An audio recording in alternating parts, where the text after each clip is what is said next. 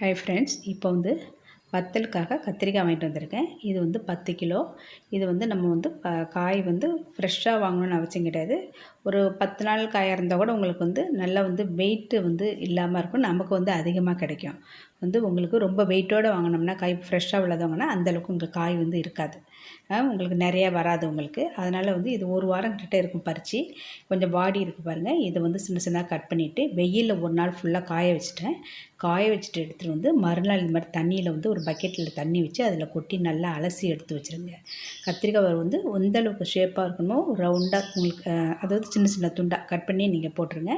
அது வந்து நல்லா வெயிலில் ஒரு நாள் நல்லா காய வச்சுட்டு அதுக்கு பிறகு தண்ணியில் மறுநாள் வந்து தண்ணியில் எடுத்து நல்லா அலசிட்டு தான் வேக வைக்கணும். ஒரு இட்லி பானையில் வந்து ஒரு அரைப்படி தண்ணி வச்சுருக்கேன். நீங்கள் தண்ணி வந்து கொஞ்சமாக வச்சுருங்க, ஏன்னா அந்த தண்ணி ரொம்ப வேஸ்ட் ஆகிடும். இப்போ தண்ணி சூடான பிறகு பாதி கத்திரிக்காய் எடுத்து நான் வந்து இதில் சேர்த்துட்டு இதில் கொஞ்சம் வந்து உப்பு சேர்த்துக்கிறேன். அது 2 கைப்பிடி அளவுக்கு உப்பு சேர்த்துக்கிறேன் நான். இப்போ இது வெந்த பிறகு நம்ம என்ன பண்ணணும், அப்படியே குலுக்கி விட்டிங்கன்னா வெந்த பகுதியெலாம் வந்து மேலே வந்துடும். வேகாது வந்து கீழே போய் நல்லா வெந்து வரும். இதுமாரி நான் எடுத்துகிட்டு மீதி உள்ள கத்திரிக்காயை நான் அலசி எடுத்து வச்சுருக்கேன். அதையும் வந்து இது மேலேயே போட்டுடலாம். நம்ம இந்த மாதிரி தான் நம்ம வந்து வத்தல் போடணும். அப்படி உங்களுக்கு வந்து நல்லா ஒரு 5 நிமிஷம் நல்லா மூடி போட்டு வெந்த பிறகு நீங்கள் தண்ணி இருந்தால் வடிகட்டி அப்படியே வச்சுருங்க. மறுநாள் கூட 2 நாள் காய வச்சு இந்த வத்தலை போட்டுக்கலாம். இல்லை தண்ணி இல்லைன்னா அப்படியே நீங்கள் காய வச்சு 2-3 நாள் காய வச்சு எடுத்து வச்சுக்கலாம். இப்போ பாருங்கள், இது வந்து இப்போ வெந்துக்கிட்டு இருக்குது. இப்போ நல்லா கொதித்து தண்ணியெலாம் கொஞ்சம் மேலே வந்த பிறகு என்ன பண்ணுறேன், மீதி உள்ள கத்திரிக்காயை தூக்கி அதில் நான் போட்டுடுறேன். போட்டுட்டு நீங்கள் 2-3 தடவை இப்படி குலுக்கி விட்டிங்கனாவே உங்களுக்கு வந்து எல்லாமே வெந்துடும். உங்களுக்கே தெரியும் பார்க்கும்போது வெந்தது எது வேகாது எதுன்னு. அப்படியே குலுக்கி விடவே உங்களுக்கு நல்லா வெந்து வந்துடும். நீங்கள் அதில் பாத்திரத்தை மட்டும் நல்ல பெரிய பாத்திரமாக வச்சுங்க. அப்போ தான் உங்களுக்கு வந்து குலுக்கி விடுறதுக்கு வசதியாக இருக்கும். இப்போ இதை மூடி போட்டுடுறேன். மூடி போட்டுட்டு ஒரு 5 நிமிஷம் கழிச்சு திறந்து பார்ப்போம்.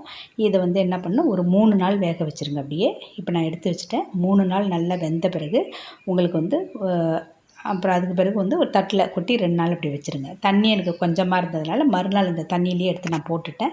திரும்பவும் காய வச்சுட்டேன். தண்ணி இல்லைன்னா சரியாக இருந்ததுன்னா பரவாயில்ல, தேவையில்லை. இந்தமாதிரி ஷீட்டில் போட்டு நம்ம காய வச்சிடலாம். காய வச்சுட்டு இப்போ நான் வந்து இதெல்லாம் எடுத்து காய வச்சிட்றேன். காய வச்சுட்டு எடுத்து மறுபடியும் வீட்டில் கொண்டு வச்சுட்டு திரும்பவும் 3 நாள் காய வச்சு நல்லா கலக்கலன்னு நல்லா காஞ்சிருக்கணும். அப்போ தான் வந்து வத்தல் வந்து வீணாக போகாமல் இருக்கும். இப்போ பாருங்கள், நான் வந்து இதெல்லாம் எடுத்து 2 நாள் காஞ்ச பிறகு தாம்பாளத்தில் கொட்டிட்டேன். இது இன்னும் 1 நாள் காஞ்ச பிறகு எடுத்து நம்ம வந்து ஒரு பிளாஸ்டிக் கவரில் போட்டு ஒரு டப்பாவில் போட்டு மூடி வச்சிட்டோம்னா வீணாக போகாமல் இருக்கும். வத்தல் குழம்பு, சாம்பார் எல்லாமே நீங்கள் இதில் வைக்கலாம். இந்த வருஷத்துக்கு இந்த மழை காலத்துலாம் எடுத்து நம்ம யூஸ் பண்ணிக்கலாம். நம்ம இந்த மாதிரி நீங்கள் செஞ்சு பாருங்கள். இது எனக்கு வந்து ஒரு வருஷத்துக்கு எனக்கு வரும். இது பிடிச்சிருந்தால் லைக் பண்ணுங்கள். ஒவ்வொரு வத்தலும் இந்த மாதிரி தான் போடணும். Thank you friends.